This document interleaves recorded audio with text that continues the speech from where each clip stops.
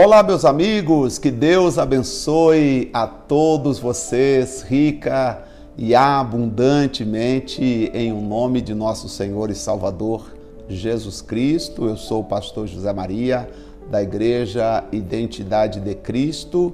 Estamos de volta com mais um devocional e hoje no capítulo, para mim, é o mais importante do livro de Atos, é o capítulo de número 20.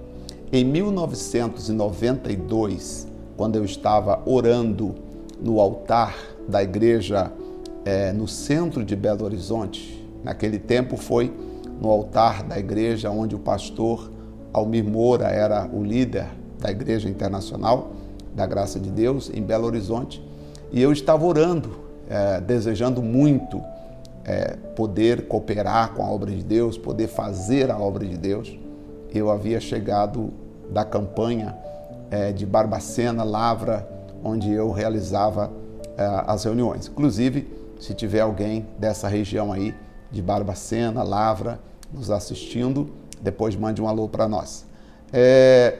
E aí, eu lembro que eu cheguei por volta de 11, meia-noite, dobrei meus joelhos no altar e fiz uma oração clamando a Deus. E quando eu abri a Bíblia, veio Atos, capítulo 20, o versículo 24, que nós vamos ler daqui a pouquinho. E a partir daí eu assumi, eu entendi que de fato Deus queria que eu fosse quem hoje eu estou sendo e Deus gostaria que eu fizesse o que hoje eu estou fazendo. E aí, quando chegar no versículo 24, você vai compreender por que nós amamos fazer a obra de Deus com excelência, sem se envolver com outras coisas, sem se envolver com outros objetivos, mas sim tendo objetivo sério, definido, desejo de levar as pessoas ao entendimento da palavra de Deus. Vamos fazer a leitura, porque são bastante versículos, salvo engano, são Atos 20, deixa eu olhar aqui, quantos versículos são? 38 versículos, então não são tantos versículos assim. Já lemos capítulos com mais versículos. Diz assim: e depois que cessou o alvoroço, e aí nós estamos falando daquele alvoroço deles tentando prender Paulo, porque Demétrio começou a dizer que Paulo estava acabando com as artes mágicas que ele operava e colocou as autoridades religiosas contra Paulo. E depois que cessou o alvoroço, Paulo chamou a si os discípulos e, abraçando-os, saiu para ir à Macedônia. E, havendo andado por aquelas terras, exortando-os com muitas palavras, veio à Grécia.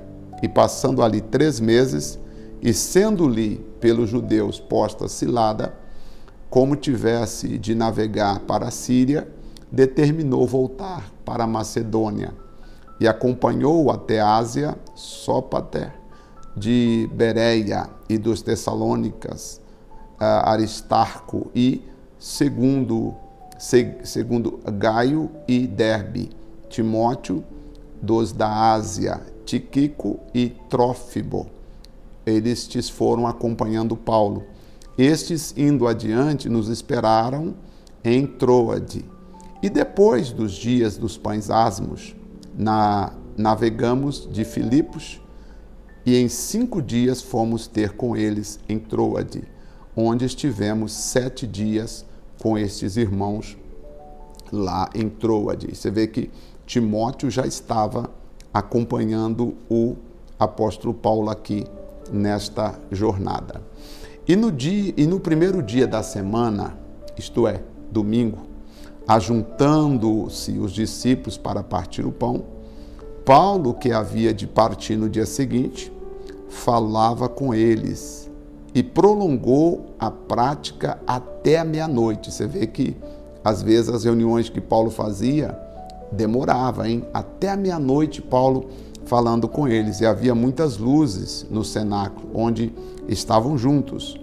E estando um certo jovem, por nome Eutico, assentado na janela, caiu do 3º andar abaixo, tomando de um sono profundo que lhe sobreveio durante o extenso discurso de Paulo, e foi levantado como morto. Você vê que às vezes a pessoa não consegue, né? Ela vai ouvindo, mas pode ser que às vezes ela não consiga ouvir até o final. E foi o que aconteceu com o Eutico. Sentado na janela, acabou caindo. Mas Paulo, porém, descendo, inclinou-se sobre ele e abraçando, disse: não vos perturbeis, que a sua alma nele está.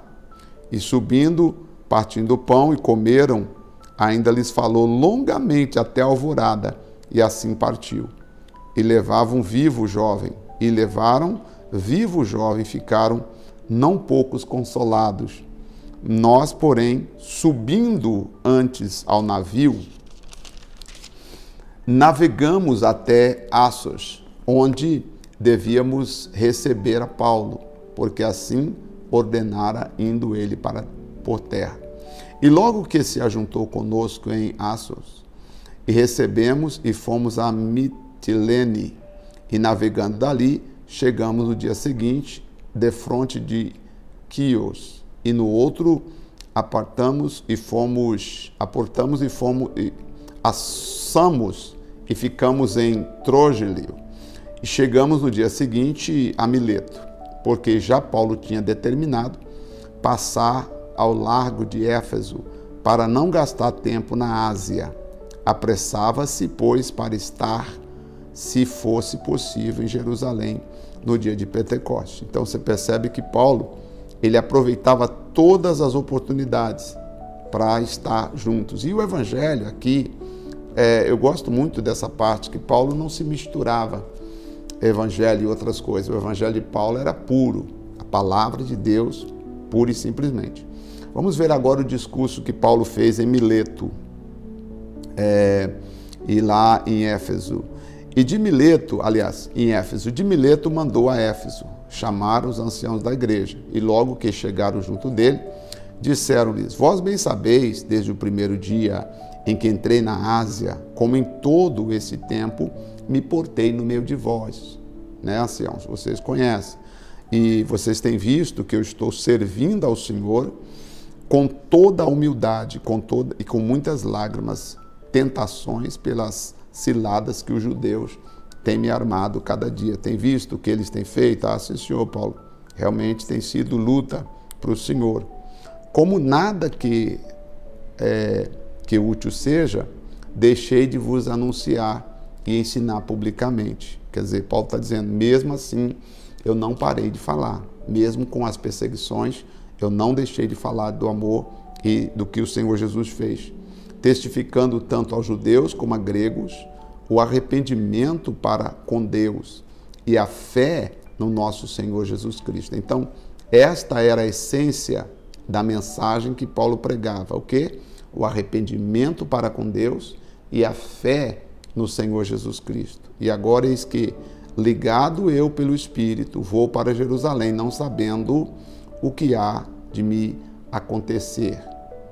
Senão que o Espírito Santo de cidade em cidade me revela, dizendo que me esperam prisões e tribulações. Mas lá vamos nós, mesmo sabendo que vamos passar por prisões e tribulações. Agora o versículo 24, que Paulo disse para os anciãos de Éfeso, dizendo o seguinte: mas em nada tenho a minha vida por preciosa, contanto que cumpra com alegria a minha carreira e o ministério que recebi do Senhor Jesus para dar testemunho do Evangelho e da graça de Deus. Este foi o que Paulo disse e esta foi a palavra que Deus falou comigo em 1992 e eu carrego ela comigo até hoje. Você vê que são 30 anos, né?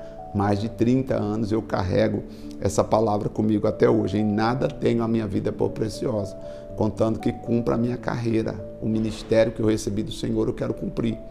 Naquele tempo eu estava começando na igreja e era tudo muito difícil, era tudo muito complicado, era tudo muita pressão, tudo novo para mim, mas eu tinha uma coisa no coração e tenho até hoje, desejo de servir a Deus com excelência. E eu prezo por isso e vou continuar lutando por isso. Nesse versículo aqui eu tenho muita coisa para contar.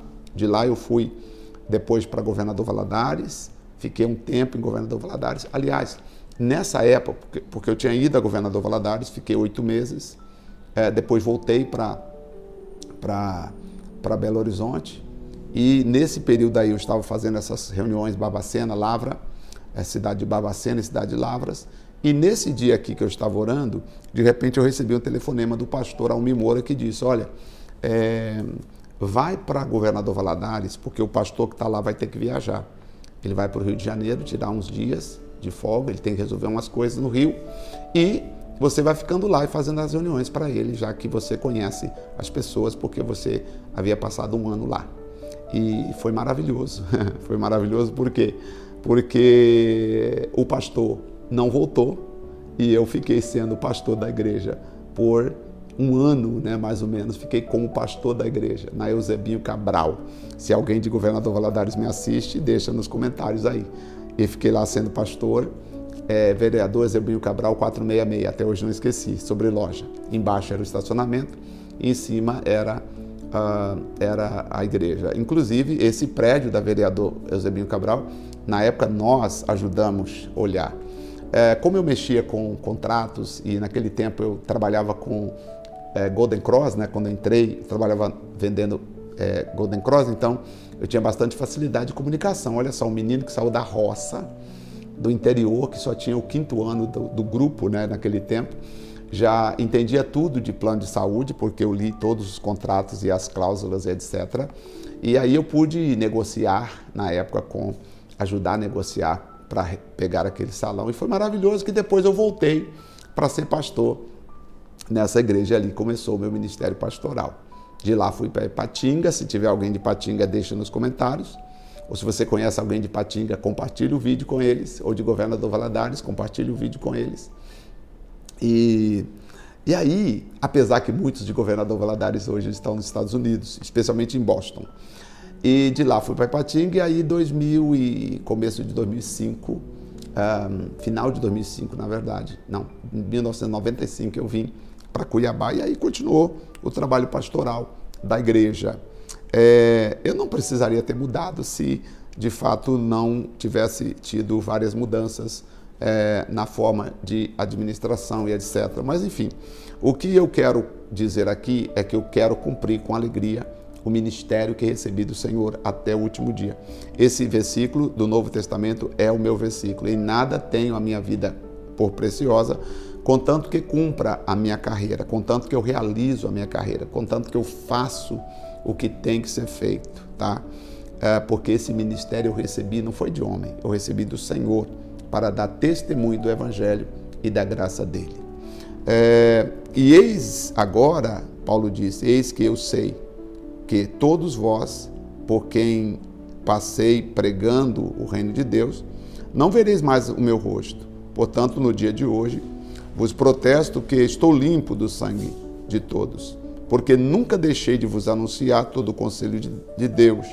Olhai por vós, aí ele disse aqui, ó, olhai por vós, falando com os anciãos da igreja, olhai por vós e por todo o rebanho, sobre o qual o Espírito Santo vos constituiu bispos, para apacentardes a igreja de Deus, a igreja que ele resgatou com o próprio sangue. A igreja não é minha, a igreja é de Deus. As pessoas, Deus comprou, Deus resgatou as pessoas com o próprio sangue. E Paulo está falando isso por quê? Porque eu sei isto, que depois da minha partida entrarão no meio de vós lobos cruéis, que não pouparão o rebanho, e que de entre vós mesmos se levantarão homens que falarão coisas perversas para atraírem os discípulos após si. Portanto, vigiai, lembrando-vos de que durante 3 anos não cessei nem dia nem noite de admoestar com lágrima cada um de vós. Agora, pois, irmãos, encomendo-vos a Deus a palavra da sua graça, a Ele que é poderoso para edificar e dar herança entre todos os santificados, de que ninguém cobiceie a prata, nem cobiceie o ouro, nem as vestes de ninguém. Isso aqui eu aprendi também nessa época, que a gente tem que fazer a obra sem cobiçar, sem desejar. Eu quero fazer a obra porque eu quero crescer, eu quero ser grande. Não, quem tem que ser grande e prosperar são as pessoas. Nós ministros, nós pastores, temos que entender que a nossa missão é sacerdotal. Nossa missão é ajudar as pessoas. nós pastores não temos que entrar, porque agora eu quero competir, porque eu quero ser isso, eu quero ser aquilo. Não, você não tem que querer ser nada além de ser ministro da palavra de Deus, tá? Nossa missão é ser ministros da palavra de Deus. Inclusive, essa palavra aqui falou muito comigo, porque Paulo disse assim, eu não cobicei nada de ninguém, tá? Não quis, não pensei, se o fulano é grande, eu quero ser grande também. Se o fulano tem um carro importado, eu quero ter um carro importado. Não, fulano pode ter 2, 3, 20 carros importados e eu continuo andando de bicicleta, qual o problema? O importante é o que eu pregue, o importante é o que sai da minha boca, o importante é a edificação da palavra de Deus pregando para as pessoas. Para eu pregar prosperidade, eu não preciso ser mais próspero do que todo mundo. Eu só preciso pregar aquilo que a palavra de Deus tem me ensinado. Eu só preciso falar da palavra de Deus. E vocês também, que estão do outro lado, precisam pensar o seguinte, para o pastor ser ouvido e ser reconhecido como homem de Deus, ele não tem que mostrar a prosperidade, ele tem que mostrar a grandeza de Deus, ele tem que mostrar o poder de Deus. Porque também a sociedade às vezes julga mal. Claro, se o pastor, coitado, não tem uma vida equilibrada, uma vida financeira próspera, tem pessoa que fala, não vou ouvir esse cara não, olha lá, ele está de chinelo de dedo. Mas o importante não é o sapato que ele usa, o importante é a palavra que ele prega. Deu para entender isso? O importante não é o carro que ele dirige, o importante é a palavra que ele prega. Nossa igreja precisa pensar nisso. Para nós, pastores, o importante não é a parte externa que nós mostramos. O importante é o que sai de nós, é a palavra da graça de Deus. Nesses tempos, nós percebemos muitos pastores e igrejas, fazendo até quase que obrigando os irmãos a votarem no candidato que eles escolheram, e alguns até chegam a dizer, olha, se você não votar, você, irmão, está em pecado. A ovelha, e olha o que eles usam, a estratégia que alguns pastores falam, a ovelha ouve a voz do pastor. Se o pastor indicou fulano, se você não fizer o que o pastor está falando, você está em pecado. Deixa eu te dizer, é mentira. A ovelha ouve a voz do pastor Jesus. A boa ovelha ouve a voz do seu pastor. Mas você sabia que isso não está escrito na Bíblia? Não está escrito na Bíblia que a boa ovelha ouve a voz do pastor. Não está escrito na Bíblia, não. Isso aí é uma invenção, tá? Se tiver escrito, me mostre e aí eu peço perdão. Mas está escrito, Jesus falou o seguinte, olha. Jesus disse assim, João capítulo 10, versículo 11, Jesus diz, eu sou o bom pastor, tá? O bom pastor dá a vida pelas ovelhas, tá? Eu sou o bom pastor, tá? E ele vai dizer mais assim, onde está aqui? Aqui, ó. Ainda tem outras ovelhas que não são deste aprisco, disse Jesus. Também convém pregar elas, e elas ouvirão a minha voz, e haverá um rebanho e um pastor. Elas ouvirão a minha voz, não é a voz do fulano, do cicrano. Se você quer pegar essa palavra e dizer a boa ovelha ouve a voz do pastor, então eu queria que você entendesse que esse pastor é Jesus Cristo, não é o cidadão que sobe no palco, no altar da igreja para poder pregar. Você tem que ouvir a voz do pastor chamado Jesus Cristo. E nós temos uma legislação, nós temos uma Constituição que diz que você é livre para fazer o que você deseja fazer. Todos são livres perante a lei, tá? Você não pode fazer ou deixar de fazer alguma coisa senão em virtude de lei. Lendo, é claro, como jurista que eu sou também, conhecendo, o Código Eleitoral, eu vou dizer que você é livre para escolher quem você queira escolher. Claro que também as responsabilidades é sua, porque você está escolhendo alguém que vai te representar. Portanto, tudo que essa pessoa fizer vai representar o poder que você deu a ela. Importante pensar nisso, mas é importante entender que as ovelhas, elas pertencem a Jesus Cristo. Todas as pessoas, gente, não deixa ninguém dominar você. Não, porque a ovelha ouve a voz do pastor. Perfeito. Se eu tenho que ouvir a voz do pastor, o meu pastor é Jesus. Eu vou ouvir a voz do pastor Jesus. Agora, quanto a fazer, pastor, o que o senhor está pedindo, eu vou fazer se eu achar conveniente. Se eu não achar conveniente, não vou discutir, mas vou fazer o que está no meu coração. É um direito seu. Então, Paulo disse mais, sim, vós mesmos sabeis que para o que me era necessário a mim e aos que estão comigo, tá? Essas mãos me serviram. Paulo disse assim, eu trabalhei, tá? Eu trabalhei para ter o que eu tenho aqui.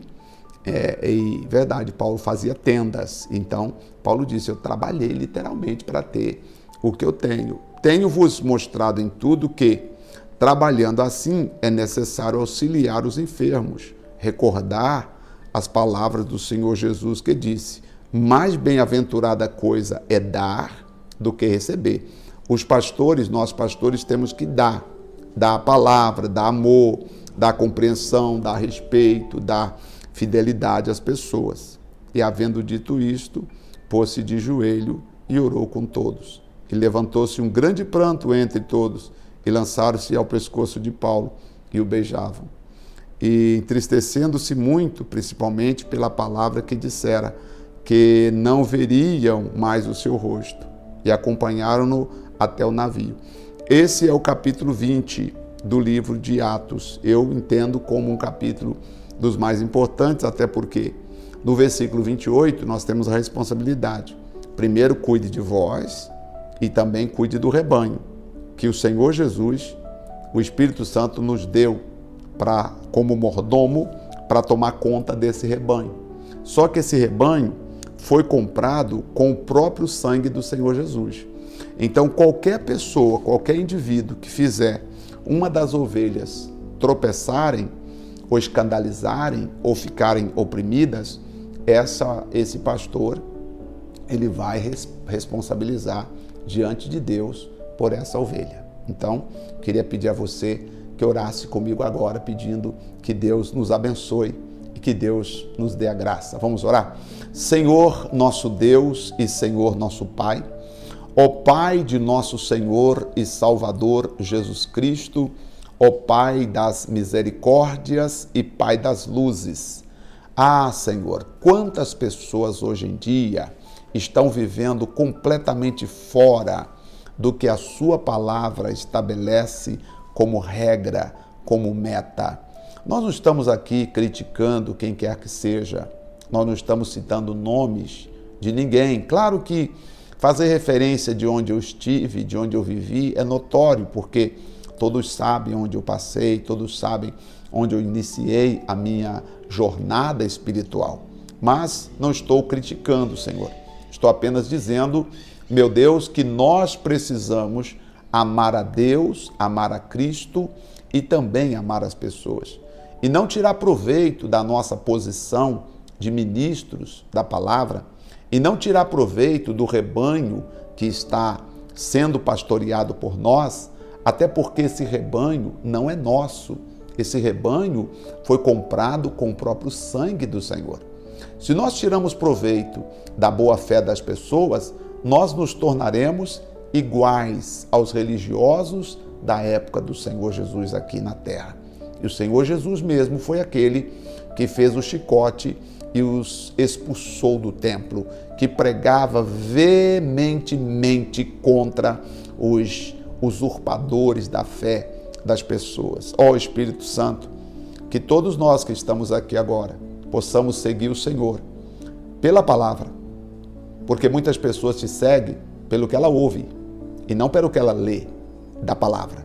Eu estou aqui lendo a palavra, falando da palavra e estamos, Senhor, entrando nessa palavra que o Senhor tem nos ajudado. Portanto, nossa gratidão a Ti, no nome do Pai, do Filho e do Espírito Santo, e permite que nós continuemos. Há mais de 30 anos eu carrego o versículo 24 no meu coração e, meu Deus, em nada tenho a minha vida por preciosa, contanto que cumpra com alegria o meu ministério, o que eu recebi do Senhor, para dar testemunho da graça e do poder do nosso Deus. Obrigado, no nome do Pai, do Filho e do Espírito Santo. Amém, amém e graças a Deus. Assim seja. Deus abençoe. Glória a Deus, tá? Que Deus abençoe a cada um de vocês. Eu fico feliz de você estar nos acompanhando. Na oração eu disse, e agora eu lembrei de falar, que muitos conhecem a Deus por ouvir alguém pregar. Alguém pregou e você ouviu. Você nem nunca leu na palavra. Só que aqui conosco, você está tendo a oportunidade de ler conosco o capítulo inteiro. E aí você ter um entendimento do que a palavra diz, do que a palavra está dizendo. E por isso, nós somos muito gratos a Deus por nos dar esse momento tão especial. Que Deus te abençoe, um forte abraço. Amanhã eu retorno já no capítulo 21, e aí são mais 28 capítulos pela frente. São mais 8 capítulos pela frente, e assim nós terminaremos o livro de Atos dos Apóstolos e entraremos já no livro de Romanos. Vamos ver Paulo em Roma, o que Paulo fez em Roma, será muito interessante, mas ainda tem muita coisa para acontecer a partir do capítulo 21, porque Paulo começa a ser perseguido, a perseguição intensifica mais na vida dele, mas Paulo não desiste. Onde ele passava, ele tinha um objetivo: fortalecer a fé dos irmãos, para que eles continuassem servindo a Cristo. Eu estou passando pela sua vida neste momento, para quê? Para fortalecer a sua fé em Cristo e dizer a você: continue servindo ao Senhor. Deus abençoe e até o nosso próximo devocional. Forte abraço e até lá.